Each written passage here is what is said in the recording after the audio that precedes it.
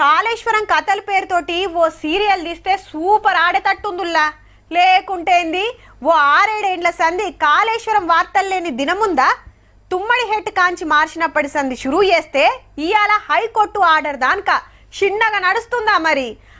మాత్రం గట్టుడు, పక్క రాష్ట్రాల సీఎంలు వచ్చి ఓపెన్ చేసుడు, వరదలకు పంప్ హౌస్ మునుగుడు, మేడిగడ్డ గుంగుడు, కమిషన్ విచారణ, కేసులు ఓ బొచ్చెడుంది. ఇంతకు ఇయాలేమైందంటే హైకోర్టులో కారోళ్ళ కథ ఉత్తదే అయ్యింది.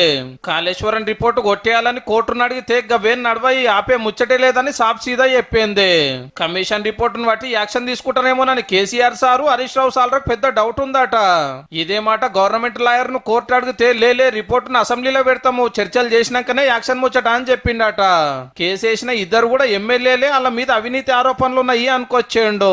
కేసు అంతా చూసినాక కోర్టుకిన సమ్మతమే అనిపించినట్టుంది. రిపోర్టు మీద స్టే ఇయ్యలే. జస్టిస్ ఘోష్ కమిషన్ ఇంజనీర్లు, ఆఫీసర్లు, కాంట్రాక్టర్లు, కంపెనీలు, ప్రాజెక్టుల గురించి తెలిసినోళ్ళు, మేధావులు ఇట్లా 115 మందితోటి 15 నెలలు మాట్లాడినాక తయారు చేసిన రిపోర్టు.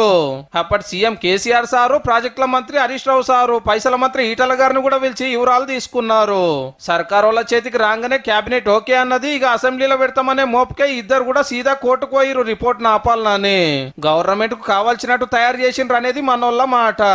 మరిగా అసెంబ్లీలో ఎప్పుడు చర్చ చేస్తారో, గాదినమన్న పెద్ద సార్ వస్తాడో లేదో, అటెంక ఏం యాక్షన్ ఉంటుందో చూడాలి. మరి ఒక ప్రతిపక్ష నాయకుడిగా ఉన్నాడు.